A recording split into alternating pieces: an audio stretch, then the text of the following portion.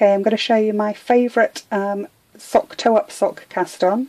It's good for doing toe-up socks one at a time or two at a time, and it's also really easy to remember, which is important for those of us without the best memory in the world. So what we're going to do, we need a pair of long circular needles for magic loop. Tie a slip knot into your yarn, just a standard slip knot that you use to start most cast-ons. Put that onto one of your tips and hold that so that is the bottom of the two. What we're going to do now is just wrap the yarn around both of the needles together. We need to do that half as many times as the amount of stitches you want to cast on. So if we want to cast on, for example, 16 stitches, we need to wrap the yarn around the needles 8 times. So here we go, 1, 2. Right, when we've got as many wraps as we need, and we can just check that, 2, 4, 6, 8, we're going to just bring it around and secure it over the top and between the two needles, so we don't lose track of the yarn before we're ready to knit. Okay, the slip stitch is not counted. You'll find you have a slip stitch on one side and the yarn is secured on that side, and we should have our 8 loops in the middle.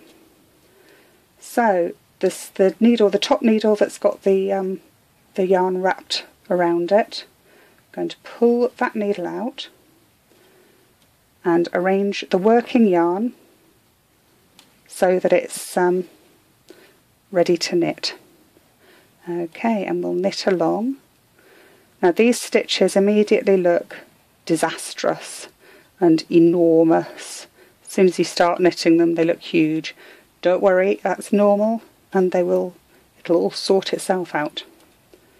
When we've knit our 8 stitches and we've got to the slip stitch, we're just going to pop that onto the needle to keep it out of the way.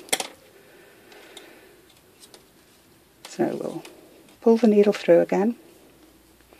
Before we pull that back needle out, we're going to just take that slip stitch off, don't need it, and let it hang down. And then we start knitting again. 1, 2.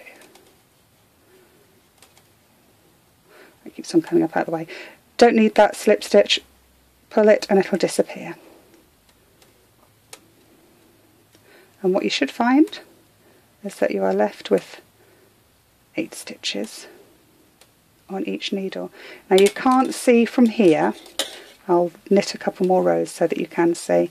You have a totally beautiful seamless link between the two, and it just looks like a continual piece of fabric, which it is. So if I knit across the first needle, and I'll knit across the second so that you can see just how neat it looks.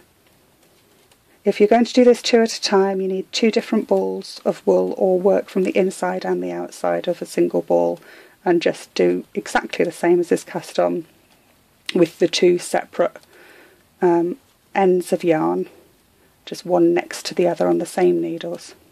So you can see we have got a beautiful piece of stocking stitch that you can't see any join, any bit that's different. Easy as pie.